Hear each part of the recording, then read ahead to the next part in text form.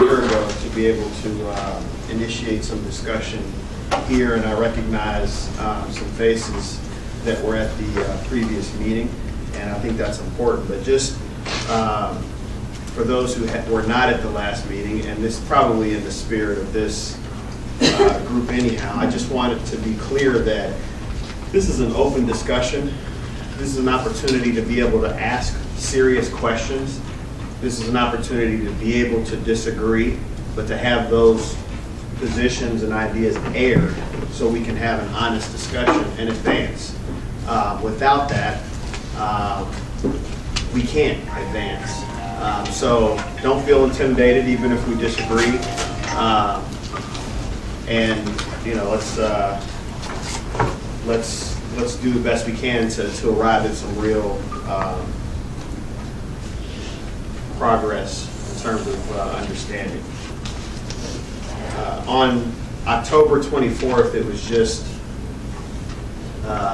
decided today, Ray Tinson, the ex-cop who killed Sam Dubose,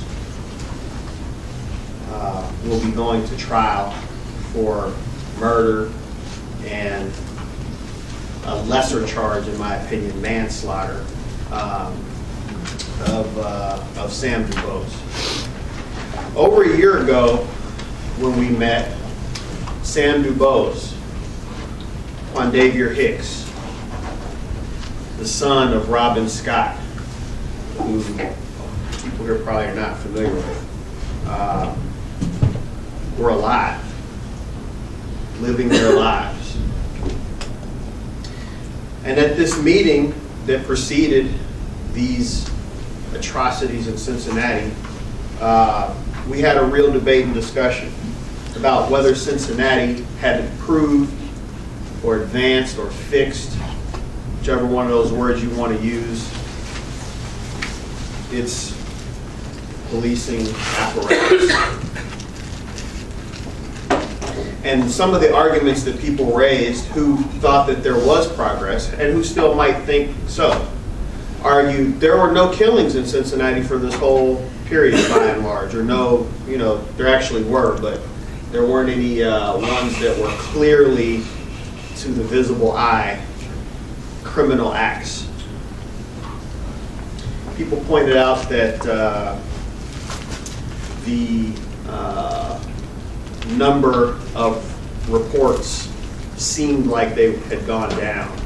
And they pointed to a lot of figures that showed less reports of violent encounters. I believe at the time, I'm trying to remember I think right before we had that meeting, the mayor of Norwood made some disparaging statements about myself and other organizers of Black Lives Matter also, which also kind of set a little bit of a tone that showed the aggression that the state tends to have towards people who are fighting for their rights. And there's plenty of examples we can talk about. We can talk about what happened in the Super Bowl, which Beyonce is no leader of a struggle or anything like that, but the slightest little thing that raises the flag of black pride is treated as a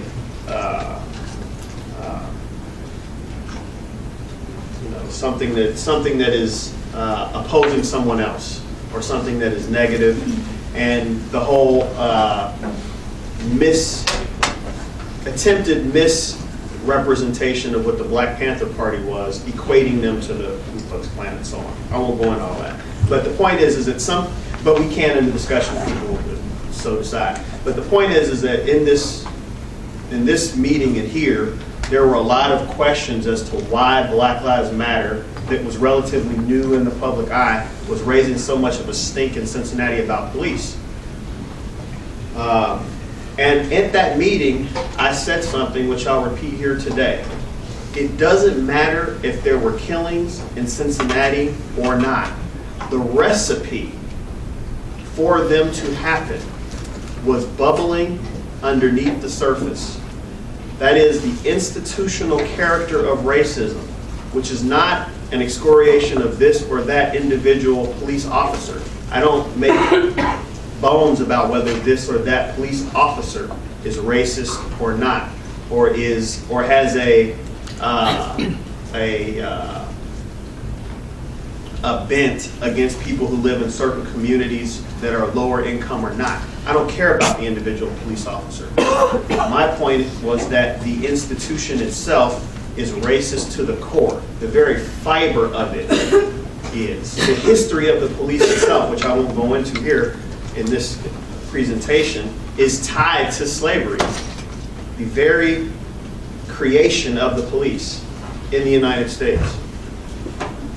And when the massive waves of social struggle and war took place to end slavery and begin the road towards attaining civil rights, those institutions were not destroyed. They were not broken apart and remade. They were simply the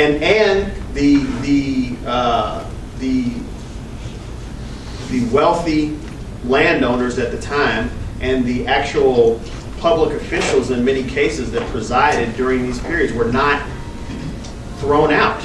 It was merely, some laws were changed, which was extremely important, but all of the fundamental fundamental individuals, not even just the mentality and the ideology that created and perpetuated racism, but even the individuals in many cases were still in place. So all this to say that it will be an interesting discussion now to see if anyone has shifted their position here in this room who may have previously doubted the claims that we made that while coming out of the social unrest that took place after the killing of Timothy Thomas, the police did make a tactical shift. That is, they were smacked in the nose and pushed back. They made concessions on a certain level to the social unrest. But the underlying causes that created that unrest did not change, which means that they're bound, like all other rights that we fight for and win in this country, they're always bound to slide back to the default. And we have a social default here in the United States that is a default of racism, that is a default of persecution of those who have little money or have no money and live in areas that are a result of that. That is the default in the United States, which we can also debate and discuss. And this concept that the oppression and exploitation that we see is institutional in its character is one of the things that is the hardest to truly grasp in all of its levels. And to separate those institutions from regular people like you and me in the United States. So, what I say is that two things are simultaneously true. The consciousness and the acceptance and the tolerance and the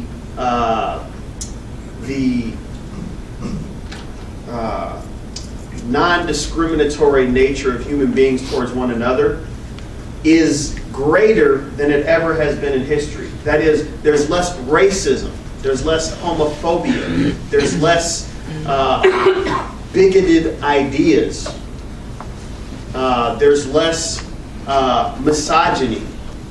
Than any time in history around the world. This is a continuing shift of human consciousness towards accepting each other, which I believe is also the natural default, but other things get superimposed onto it. But that is greater than ever. Simultaneously, those voices that are bigoted, those voices that are racist, and the institutions themselves which reinforce these things are more pronounced than ever. And both of these things exist at the same time, and it can become confusing, and it's why It's why black people, I automatically don't trust white people, because we live in a society that's primarily dominated almost accidentally by white faces. But the real question underneath it is the thing that's harder to get to, which is that we live in a society that can create conditions where anyone is capable of carrying out things that are objectively discriminatory and bigoted. It's why you can have black mayors in some cities who could care, who defend the cops when there's a killing that is based on that, that has where racism is a central part of what created that situation. Baltimore is an example. DC is an example. Chicago is an example, where you had people of color in office, but it shows that while the institutions themselves, because of how black people and people of color are perceived, potentially more criminal, potentially more violent, that any cop who has internalized those things can pull the trigger for the same reasons, whether they're black, Latino, woman, or whatever. That is what institutional means in the very DNA of the institutions that we are surrounded by. And this is not only on in the scope of police brutality. This has to do with how people are dealt with in the courts, how people are dealt with when they're trying to get a loan, what people's credit ratings are. Just every part of how you function in society is marked by this.